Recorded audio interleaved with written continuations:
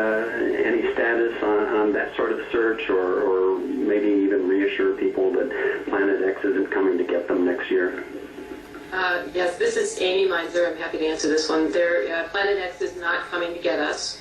But we are looking to see if there are any other bodies in the outer part of the solar system with the white. But the search is still on, and we don't think that there's anything that's hazardous in the outer solar system. We think that this is just a sort of if there is something out there, it would be a large body in a roughly circular orbit.